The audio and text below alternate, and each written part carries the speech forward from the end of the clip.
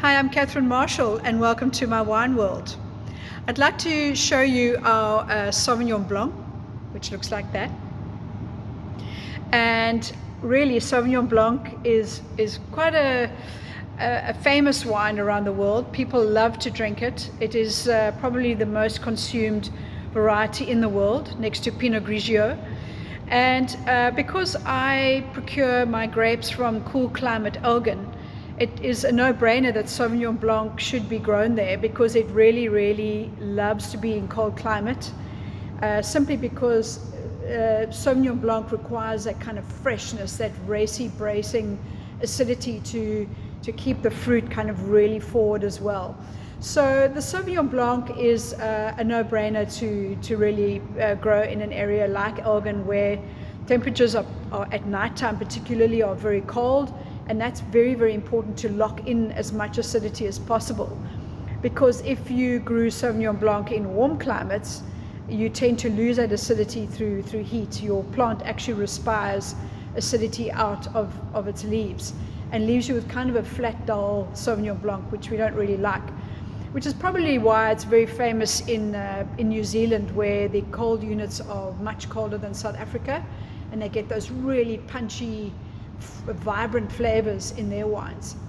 But Elgin really does well with this grape, and I actually make our Sauvignon Blanc from at least 4 different clones, and then I actually harvest them separately as well, because they ripen over 2 weeks, the different clones.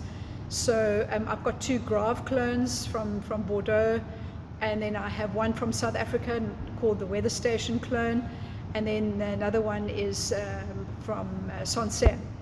So they all have their own individual characters, like people do, I guess. And so I start off in sort of middle Feb, and then we end up sort of second week of March, finishing with our last batch of Sauvignon Blanc. And they're also grown in a variety of different soils, so they're also, the expression is quite interesting.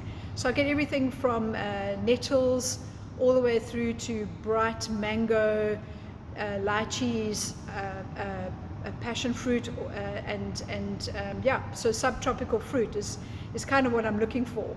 And then right on the end of the tail, a little bit of black currant.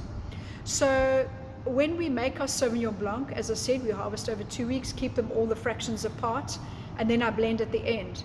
And there's a small fraction of it that I put into oak, just to give me a little bit of belliness there, a little bit of roundness, because it can be quite austere and bracing. So we're looking for balance, we're looking for harmony, and we're looking for great generosity of fruit. And because we have cold climate in Elgin, we can hang our grapes for a little bit longer, which means that we don't compromise the acidity. The acidity still stays locked in because it's cold, and we can just hang to get that uber ripeness. I can't really do that back in the warmer climates, because then we get big alcohols, we lose acidity, and you end up with no fruit.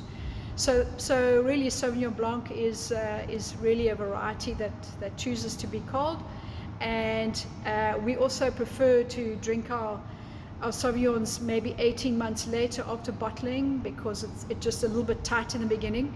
So, and we also like to serve it quite cold, and we prefer to serve it with things like fresh fish, summer fare, absolutely brilliant. And then my favorite is Thai green chili curry, believe it or not. It really does work.